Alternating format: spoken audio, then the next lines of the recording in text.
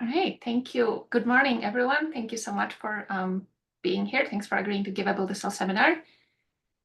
And you can get started. Oh, okay. All right. I prepare all that. Thank you, Kate, for the great introduction. Thank you, regardless, for your very kind invitation. Hi, everyone. My name is Yuzhong. I'm a new assistant professor at the Scripps Research Institute at the La Jolla campus. I actually started my lab last year in the fall, so I'm a second-year assistant professor. We were fortunate enough to actually, connect with the Build a Cell community. As the first conference we attended as a very young lab at the time, we honestly just went for the free lunch, but fortunate enough to find ourselves a very, vibrant, stimulating, and supportive community. And honestly, Kate, I very much appreciate and admire your effort to put together this lecture series. It's absolutely incredible. It's just my pleasure to be here to tell you a little bit about our research today on how we turn these microbial hosts into biosynthetic platforms to access complex natural. And I'll tell you a little bit about how we access the unnatural part, glycosides, in this way. So if I can turn my slide, there we go. So complex natural products are a very important class of molecules. Actually, more than 50% of our modern medicine are directly extracted or, inspired by natural products. And shown here are just a couple of examples. Morphine extracted from opium poppy, vinblastine extracted from Madagascar periwinkle. That's an anti-cancer treatment. Digoxin extracted from foxglove. They can treat very effectively heart diseases. But as the name indicates, and we know that these molecules are very important, but there are a couple of problems if we rely 100% on harvesting, and extraction from nature. So first of all, we experience very high supply risks. For example, these plants take a very long time to grow, at least a year. And a lot of things can happen during that year. If you've come to California, people will tell you about the 5-year droughts, for example, and that will lead to, insufficient access, unfortunately, for a lot of people to their essential medicine. And oftentimes, when you try to extract one molecule out of an entire plant, that tend to be a relatively costly and efficient extraction, since a lot of these bioactive molecules exist at very small mass percentage. They have very similar structures in many different molecules in the native species. And as some of the names indicates here, for example, the Madagascar periwinkle, that you can imagine that the import-export out of its native country can pose a significant challenge. Last but not least, I always, urge people to think about why plants make all of these molecules in the first place. It's very unlikely they evolved billions of years to actually treat human diseases one day. So oftentimes the pharmaceutical companies have to further derivatize these molecules and make them actually potent molecules in medicines for human beings. So if we rely 100% on nature, we're rather limited in the chemical space that we can access. So as a result, we are interested in, supplying a platform to make all of these molecules at a consistent, so that, we get a consistent harvest of these molecules faster, instead of waiting for years or decades sometimes to access sufficient amount of these molecules, and also a sustainable way to be able to harvest these molecules at a significant scale. So therefore, in my research program, we're working on, identifying molecules with bioactivities that are interesting to us. We discover their pathways so that we can reconstitute them in microbial species, and hopefully be able to establish a structure-activity relationship to fully elucidate which part of these molecules are important for their activity and engineer the enzyme that are responsible for this part specifically to hopefully improve the bioactivity towards the overarching goal of discovery of better and safer drug candidates. And I will show you throughout my talk a kind of a case example of how we tackle that with microbial systems. So when I was a postdoc, I was working on this molecule called QS21, and we were actually able to successfully reconstitute the entire biosynthetic pathway to access this molecule in yeast. So the reason why we're interested in QS21 is because it's actually a very potent vaccine adjuvant. Now, hopefully the small virus that impacted the entire globe for the past couple of years taught us an important lesson, that we know that the importance of global immunization programs, and hopefully now know a little bit about vaccine. But vaccine adjuvants are the molecules that can boost your immune response, and also little spoiler, that's what the molecule looks like. But what it can also do is that, it stimulates your immune response. But so in the meantime, you can actually use less of the antigen so that that can be actually shared with more people. Structurally speaking, QS21 is made of a functionalized terpene backbone that's shown in the middle in black, which is decorated by a branched trisaccharide on the left shown in blue, further decorated by a linear tetrasaccharide, so 4 sugars now, on the right shown in green. And as you notice, it actually exists naturally as a mixture of terminally apiose and xylose, 2 different molecules. But because of the structural similarity, it's difficult to separate them. So after this heptaglycosylated molecule, it is further functionalized by 2 repeating azo units that's made of 9 carbon units. So we call them C9 units, and the last arabinofuranose. So all of this work was done during my postdoc research in the lab of Professor Jay Kiesling. So this molecule, I've talked a whole bunch of really nice things about it, but the exact mechanism of how it stimulates your immune response and how it is such a good vaccine adjuvant still remains unknown. But because it's such a potent molecule, it's already been approved by the FDA in many vaccines, including the Shingrix, the GSK shingles vaccine, the Novavax COVID-19 vaccine, and it's also being tested in many other vaccines for HIV, malaria, and cancer. So you might wonder, where does this molecule come from? How do we access them? So at the moment, this molecule is extracted and purified from Quillaja saponaria, which is this exotic tree that only makes QS21 in specific areas in Chile. So lots of problems that you can imagine to source just enough of it, which include, laborious extraction, trying to get one molecule out of an entire tree. And not surprising, it's very low yielding. But not to mention, it's also not a very sustainable production scheme to have to cut down trees that's been there for decades to source a couple of molecules. And one thing I didn't really mention is that I'm actually trained as a synthetic chemist in my PhD training. So one of the most common questions I get is, why don't you guys just make it? So the Herculean effort towards the total synthesis of QS21 has actually been achieved in the early 2000s by Professor David Jin. So starting from this trisaccharide intermediate of this molecule, which is only more abundant in the tree, and that means you have to still extract this intermediate from the tree as well.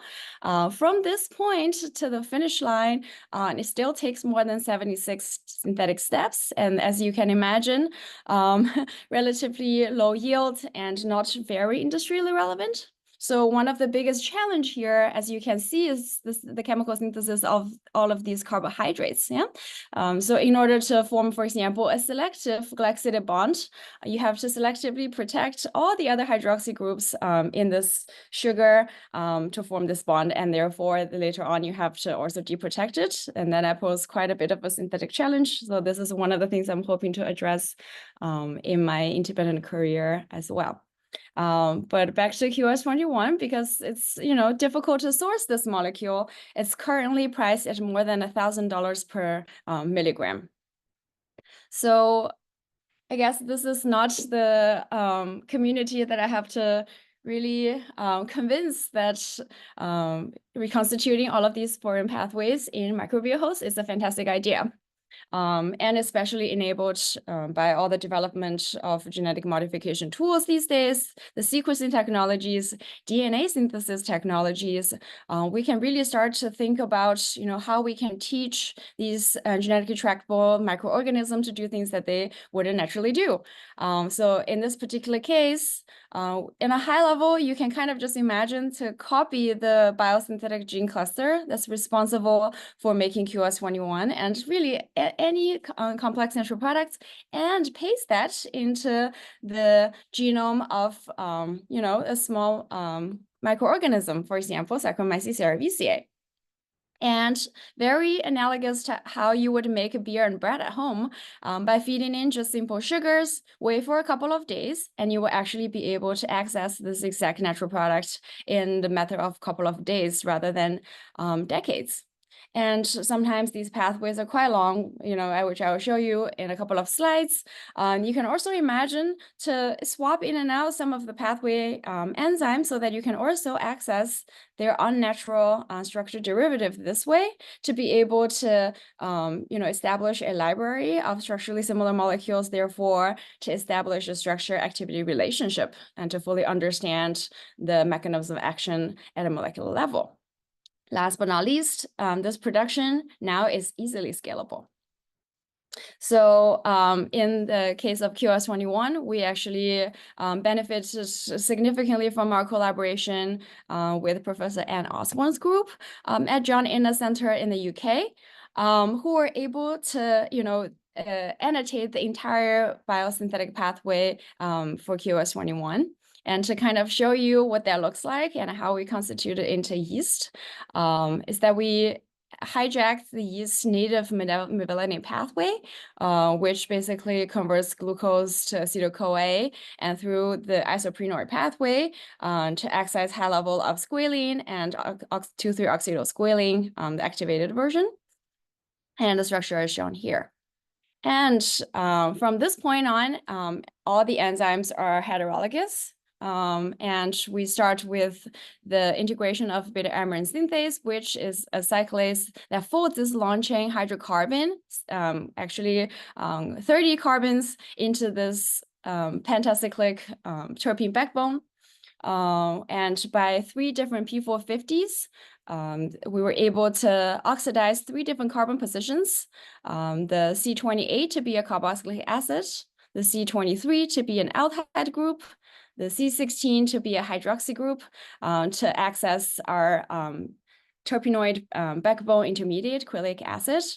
But I just want to emphasize that, from a chemist's perspective, I find it absolutely remarkable how sterile and chemoselective these enzymes are to be able to access, different carbon positions and oxidize them to precisely various oxidation levers in the same molecule.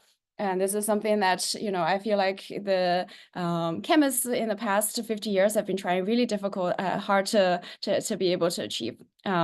So yeah, just bragging a little bit about enzymes there.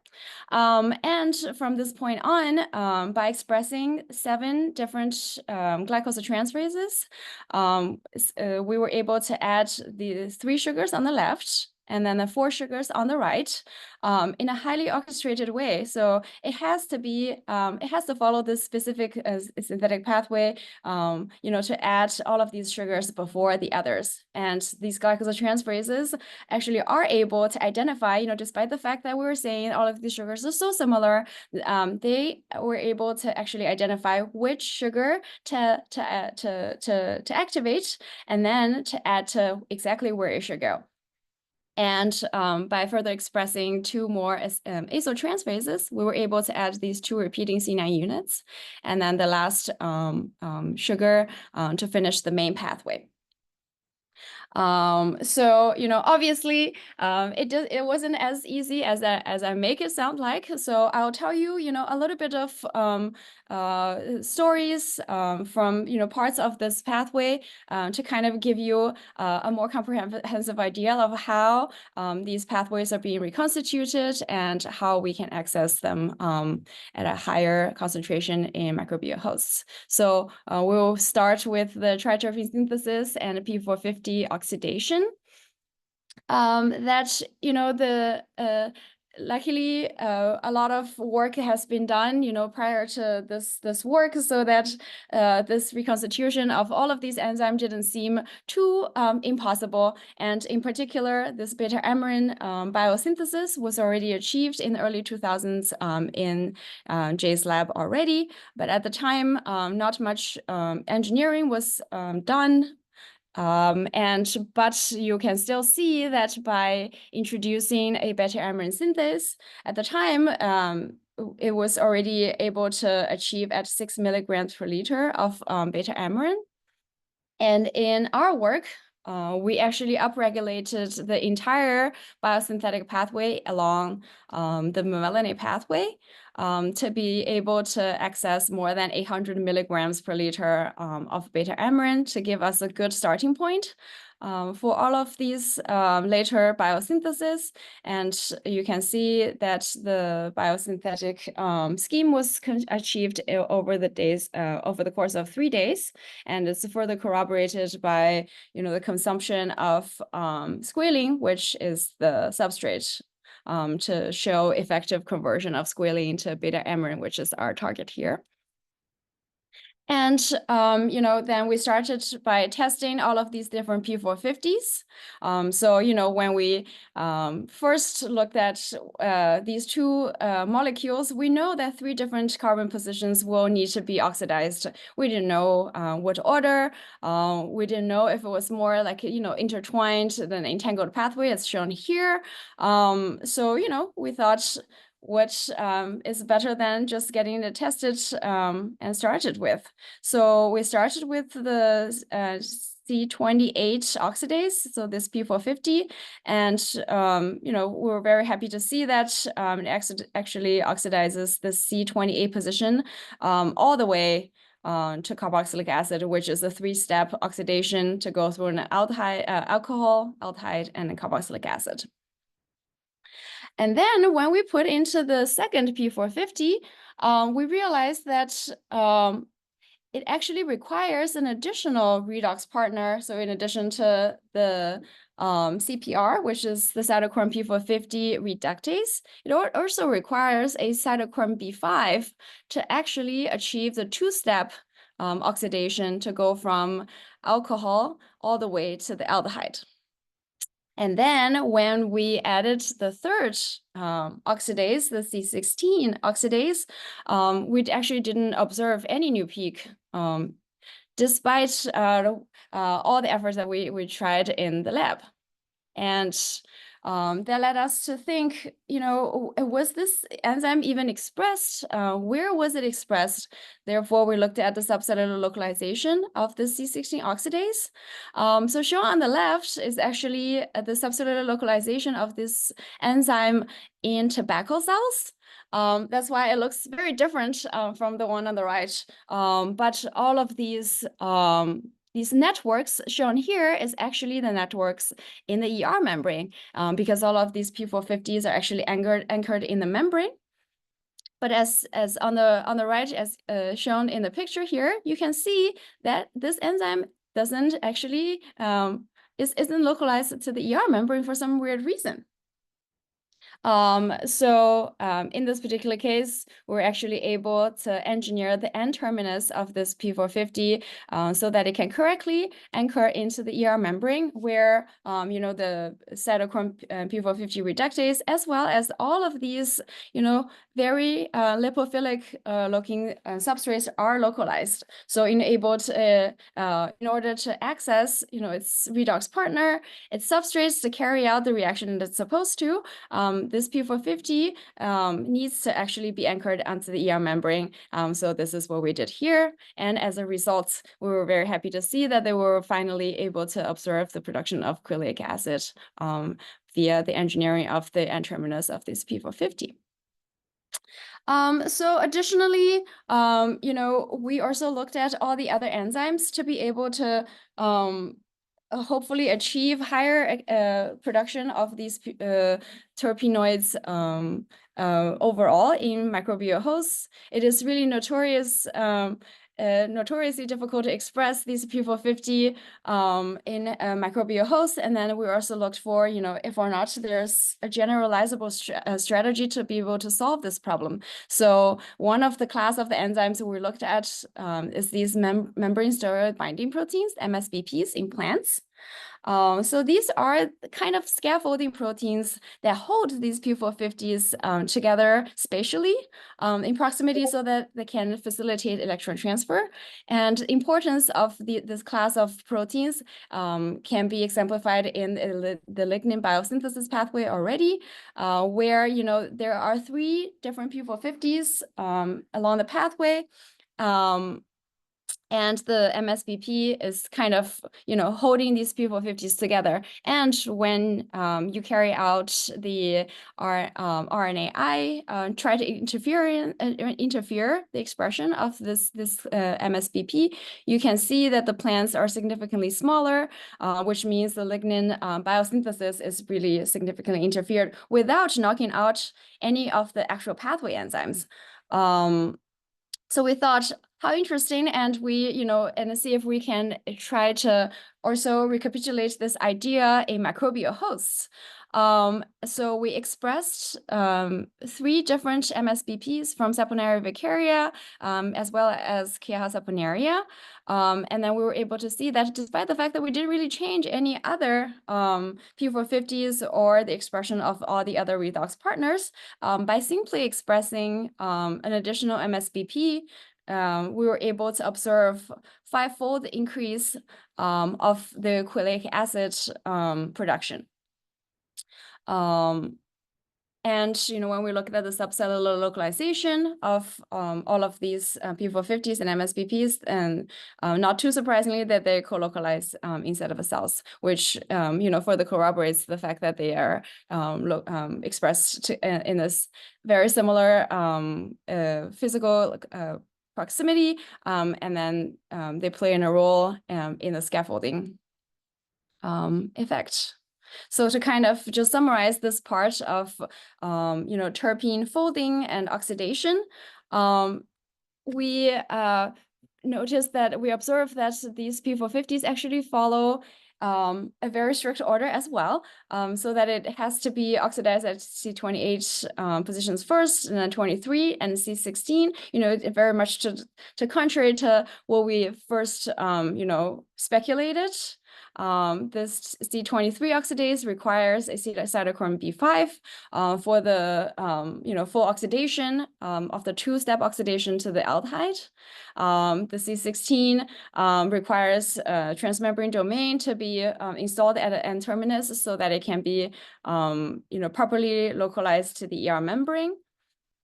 The MSBP steroid binding protein was able to actually, physically hold all of these P450s together in close proximity, so that the oxidation efficiency can be further increased. And lastly, we also increased, upregulated further the pathway enzymes so that in this part, we were actually able to increase the quillic acid production from 1.1 mg per liter is what we started to 65 milligram per liter.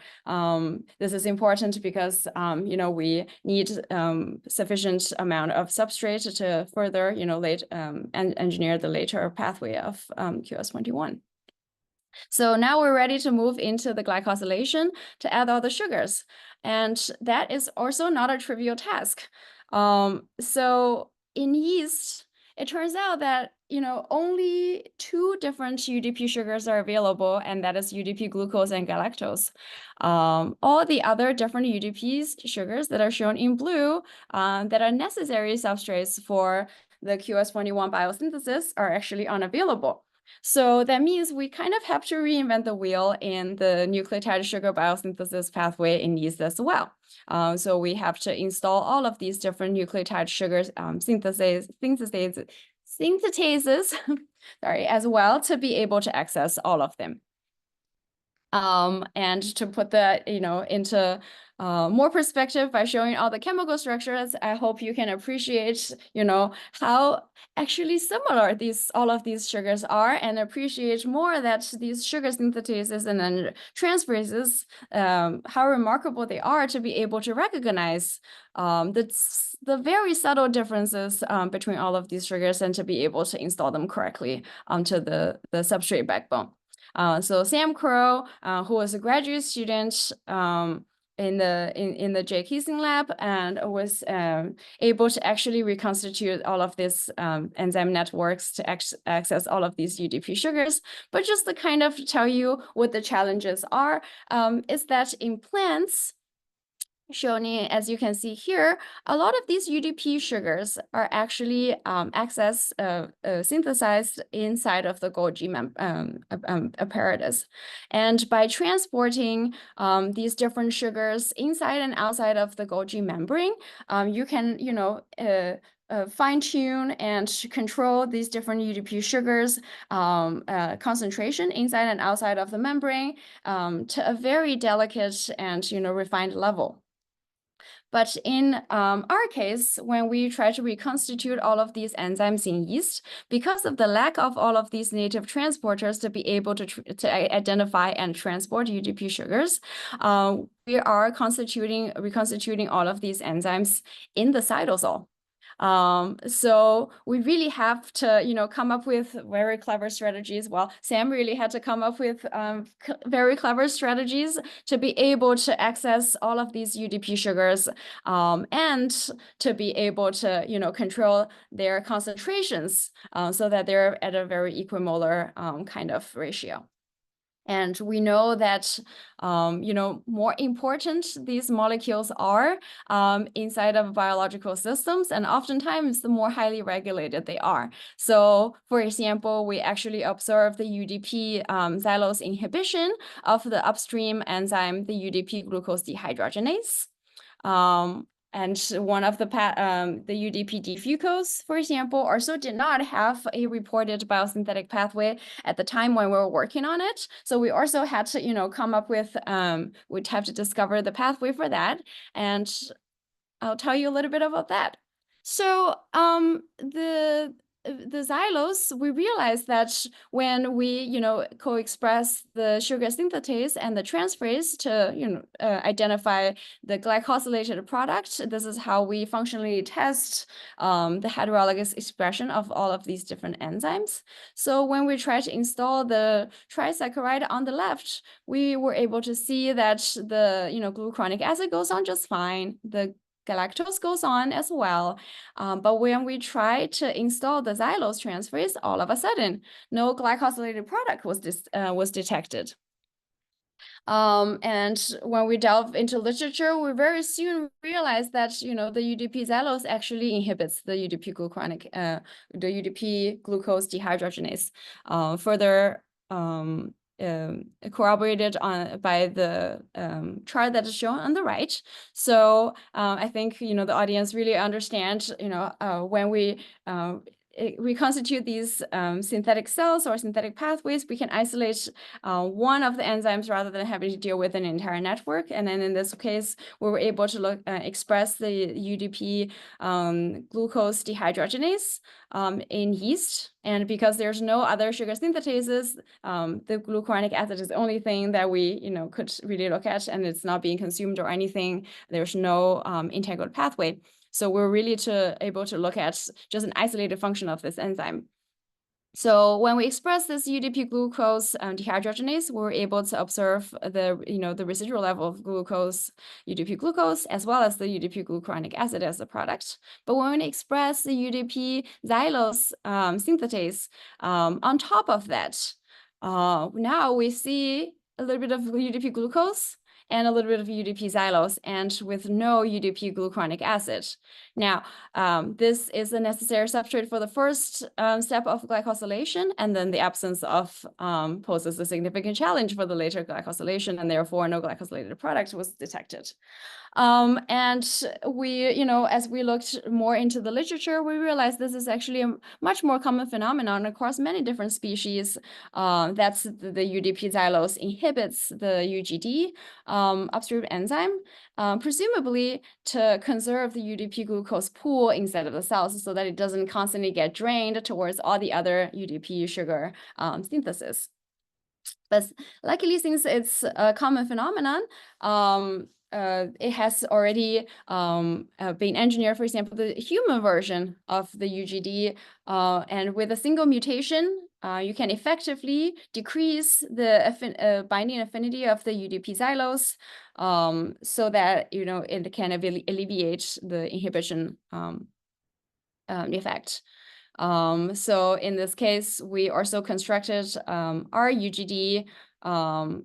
We conducted the single mutation in our UGD, consistent with the one that it's reported, and we now were able to actually add all of these sugars as well.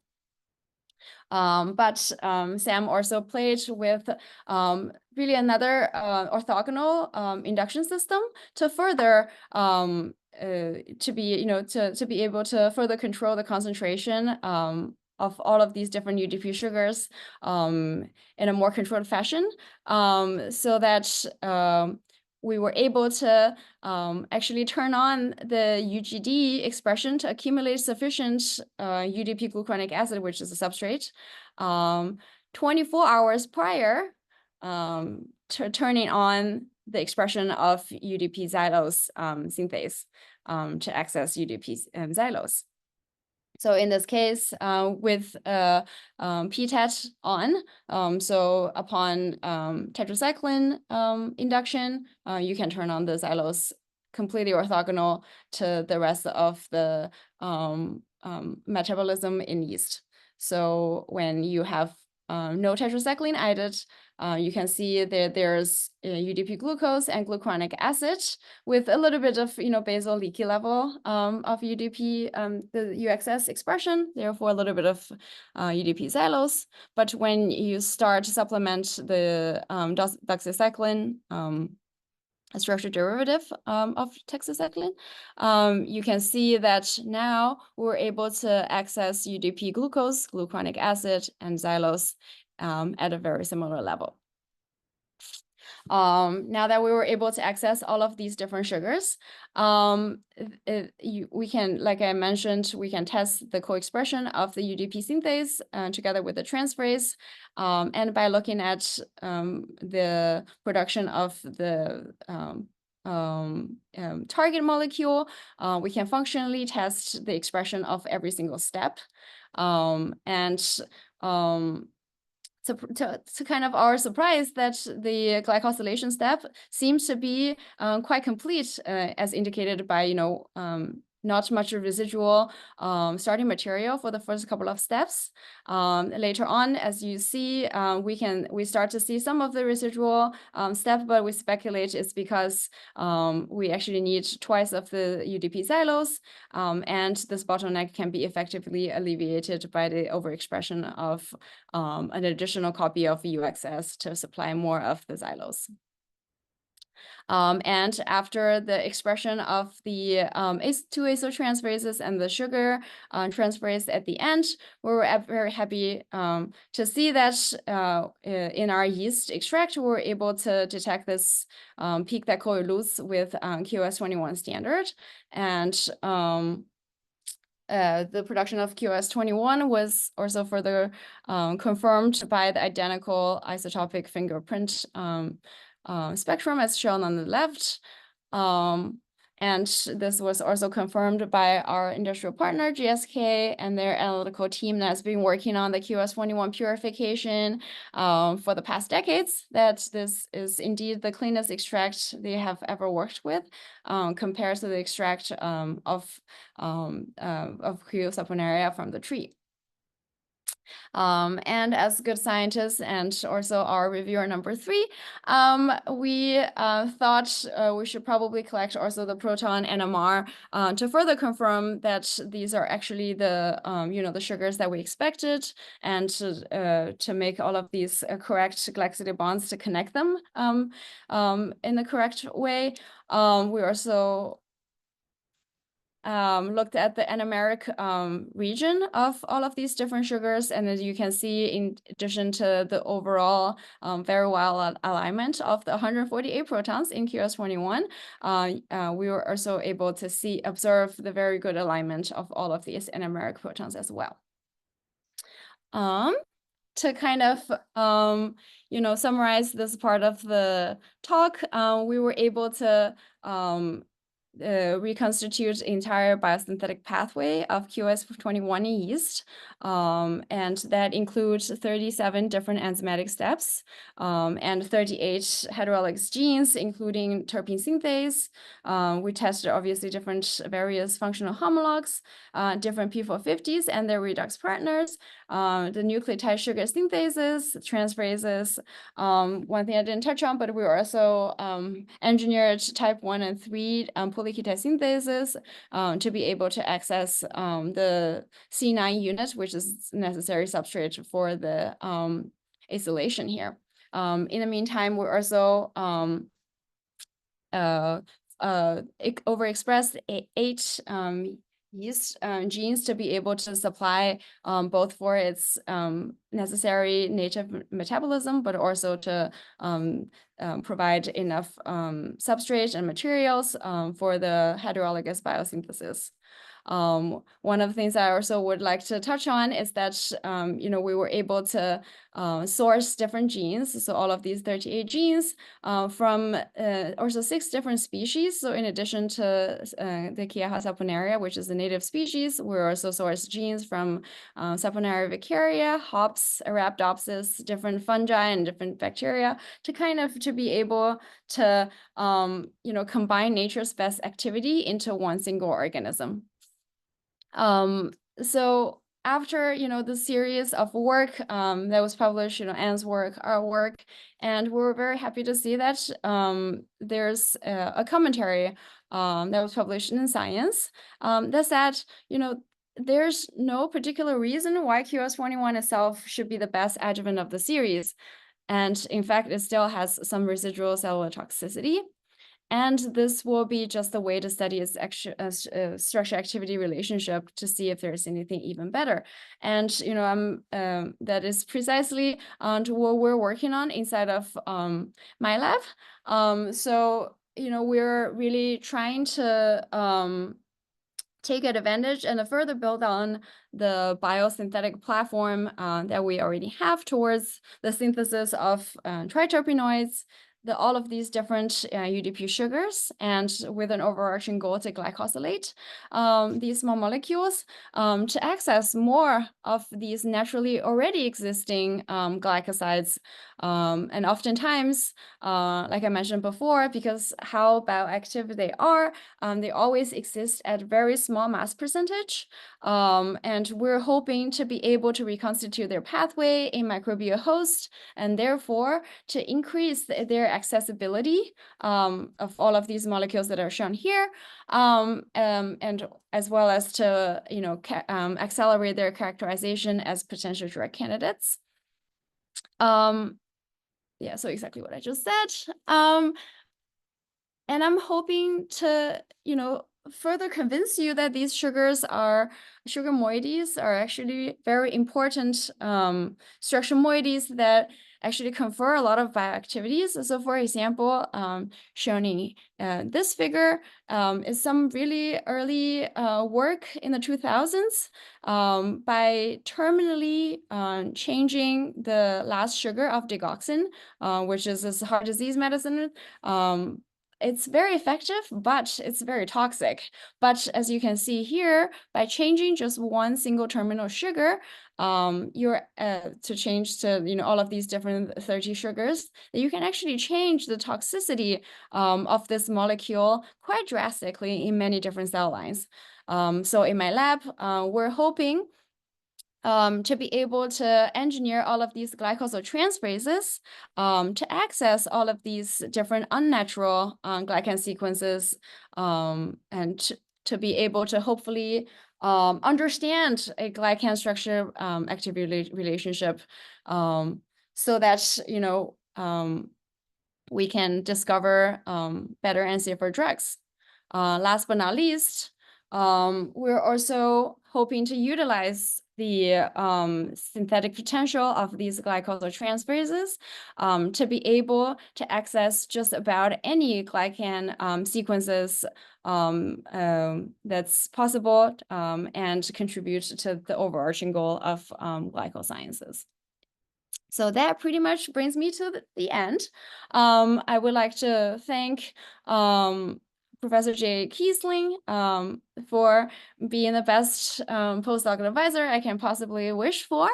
Our collaborators that helped us along the way to reconstitute the pathway in yeast, but to supply all of these expertise in plants and enzymology. Of course, all of this work could not possibly be done by one person, and we had a very supportive and productive QS21 team that all pulled the weight together. And I didn't really get to talk too much about our current work just yet, but I would like to thank all my students for their groundbreaking work in a sense that, in addition to the scientific sense, but also, we're a very new lab. A lot of the things that we spend our time on is really to just build a lab from ground up.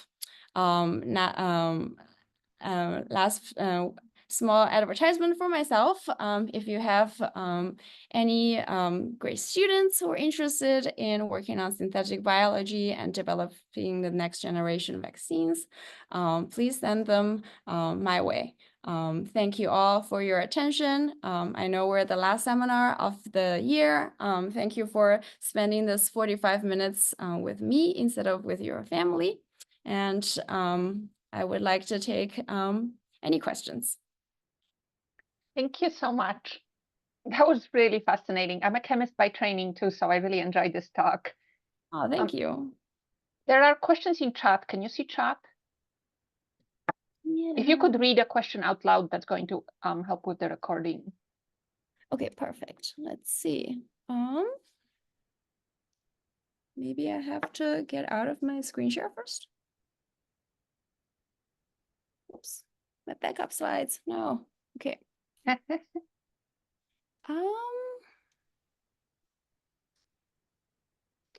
I can read the questions for you if you can. Yeah, sorry, Kate. I actually can't seem to find it. I know how modern technology is supposed to help, but yeah, sometimes I feel very old. All right. So first question from Henrietta. Is it possible to express any P450s in vitro to assemble those pathways artificially? You're so smart. A lot of research labs actually have been working on that. The main problem with P450 is that it's oftentimes membrane associated. So when you try to express membrane associated proteins, it's oftentimes very challenging. Now, that is not to say that it's not possible. So many different metabolic efforts and synthetic, I guess, biology efforts have been dedicated towards how can we get rid of the transmembrane domains so that they can be cytosolic, and actually a lot of the P450s from bacteria, they're intrinsically cytosolic, so those are probably more amenable to the in vitro expression. But that is not to say that we're not trying to express the pathway in vitro as well. And I do think that would be very helpful, at least for the first round of testing of the function of these enzymes. The in vivo, the in-cell expression, I guess, the advantage, the clear advantage later on is once the pathway is fully assembled and optimized, then you can scale up pretty easily that way. Thank you. Yeah, I just want to follow up on that because we're dealing with that problem too with some of the enzymes that are membrane bound, and it's, you can try to do that in vesicles, but it never works quite. Yeah, quite the same. Well. But Yeah. I think whenever there is a problem, I tell my students that's an opportunity, right? If you can solve that, if you can come up with clever strategies to solve it, I think there are a lot of work that has been dedicated, and I'm pretty sure this will be a problem solved in no time. All right, the next question from Petra. How many of the enzymes you talked about from the yeast pathways are obligatory eukaryotic expression enzymes, as in have post-translational modifications that can't be done in bacterial systems? Yeah, that is a very good question. So that we actually don't know, I have to say. We have tested quite a bit of these glycosyltransferases, just because we wanted to look at for example, the enzyme kinetics to be able to actually measure this. So we have to express it in E. coli. So the majority of the glycosyltransferases that we try to express actually express well, and they were functional just by the in vitro testing that we were able to do. Now the question is, okay, is it identical to the in vivo environment? Is the kinetics representative? Now that's a problem for a different different community. But the fact that they were able to functionally express most of the glycosyltransferases, I believe, as well as the acyltransferases, I think Anne's group tried to test them, and they were functional as well. Makes me think that at least the later half of the pathway seems to be, pretty tolerant in terms of post-translation modification. Thank you. That's actually promising, because I feel like a lot of the people in our community are trying to reconstitute biosynthesis pathways in bacterial extracts. So that's yeah, no, exactly. We're trying to play with just mixing, matching different glycosyltransferases in the lab a little bit as well. It seems to be pretty compatible to the bacterial expression system. So yeah, that's part of a reason why we're very happy about this class of enzymes as well. okay. Next question from Tyler. Awesome talk. Do you focus on natural enzymes, or are you considering? Do you consider enzyme engineering to access chemistries not used naturally? Oh yeah, no, 100%. So this is definitely something that we're working on in the lab, to be able to utilize the naturally existing enzymes and the naturally existing molecules as starting point, to see how we can actually further engineer them and towards the goals that we would like them to have, right? So if like I said at the beginning of the talk, a lot of these molecules are made by plants for whatever reason. Oftentimes these polysaccharides or these glycosylated molecules serve as, by speculation, because it's difficult to really know. So one of the research directions in my lab also is to figure out what are these molecules actually for its native species. But it's been speculated therefore, self-defense mechanism, for example, and just by that, by inference, it's not probably not the best vaccine adjuvant that there could be. So we're trying to modify, but there's a initial hit of bioactivity, so we're trying to modify these different enzymes and these different naturally existing molecules as starting point to see how we can actually engineer the enzyme and therefore engineer the molecule towards a better drug candidate, if that makes sense. Yeah. Thank you. Next question from Martin. That's a 3-part question, so I'll do it one at a time. Okay. Hi. Thumbs up on this pathway reconstitution tour de force. I was impressed when I saw the paper. First question, do you have any early data on whether the API or xyl version seems superior as adjuvants, or a hypothesis? So it's a very good question. Actually, didn't really touch on later on, but I think the question is asking about if or not the APOs or the xylose version of QS21 has a superior activity for QS21 since it exists as a mixture. David Jin's lab actually was able to synthesize these two isomers individually, which was very impressive. And then they were actually able to test the IgG and IgM levels by stimulating the immune response of the mice models. It turns out that these two molecules are pretty similar in terms of their adjuvanticity and the mixture. But since QS21 is approved by the FDA as the mixture of 65% APOs and 35% xylose, so at the end of the day, they also had to mix these two at this particular ratio for testing, for the equivalence testing. But to your question, these two isomers actually are pretty similar in their adjuvanticity. Second question. How are you commercializing the biosynthesized QS21? Can you make it at cost parity to bark-derived or chemically synthesized versions? If not, what needs the most improvement? How can you read my mind? So yes, that is, well, it's kind of, I guess, in the thinking process that we're thinking and also looking for possibilities to be able to commercialize this molecule, especially, given the fact that it is quite difficult to source it at the moment, and the majority of QS1 stock of this world actually is held between GSK and Novavax. So if you're a scientist and you would like to test QS21, that actually has been proven virtually impossible. So we're really hoping to be able to share the access of QS21 because it's a very important and potent molecule with just the rest of the world to be able to test this molecule at least and at an affordable cost. Now, oftentimes when you hear the word biomanufacturing, you're like, that has to be very expensive, right? And then when you make biofuel, you're thinking, is it competitive against $55 per barrel? But the QS21, we do have a small advantage that it's a very expensive molecule to begin with.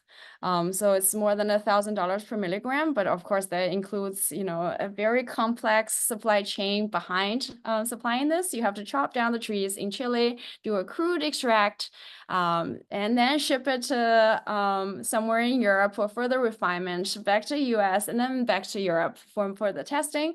So a lot of those parts can actually be I guess the cost can be really minimized if you have a centralized one tank that's making all of it, and it's the cleanest you can make, and without needing much, further purification.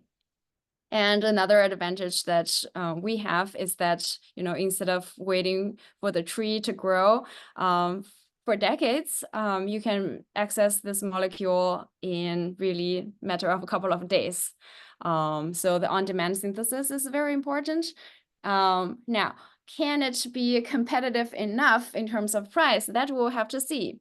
But when we did a quick mass percentage of this molecule at its current titer, which is not a lot, and that would be a very mean question to ask. But we're also further increasing improving the titer at the moment in Jay's lab. And with all the calculation tools these days, it's actually not impossible anymore to increase the titer of a molecule by 1,000-fold, let's say. That will actually help with our cost effectiveness quite significantly. Thank you. And the last part of that question. In retrospect, do you think other similarly relevant glycosides or adjuvants would have been easier targets? Yes. So many other glycosides, yes, the many things could be an easier target. But I think first of all, science isn't for easier targets. I think I would much rather put in more effort to make something, let's say, more useful, that is actually relevant and applicable to the world. So QS21 was a good target, and mostly because it was actually FDA approved, right? So we wouldn't have to go through the entire clinical trials to test and so on. And it's very limited in its resources, and but it's so potent. But it needs further improved. So that's part of the reason why we thought QS21 was a good target. But yeah, so like I said, at the end of the talk, but it only serves as a starting point, right? This is only one molecule that nature has given us. Is it the best molecule? Can it be improved? I guess we'll find out. That's an optimistic way to wrap that up. Thank you so much. That's the end of our questions in chat. If anyone has any additional questions, speak up now. Or forever remain silent. Yes, or email. Yes. Yeah, I realized that I didn't really include my email anywhere along the presentation, but you guys are good researchers. You'll be able to find it on the internet, and feel free to reach out if you have any questions. Thank you so much. I just want to say thank you. That was a really fascinating talk. I'm really glad to see chemistry being pushed pretty much to the limits, and it's really promising. Thank you, Kate, for the invitation. And well, I guess happy holidays, everyone. Thank you so much. Happy holidays, happy New Year's, and see you all soon. In the new year. Bye.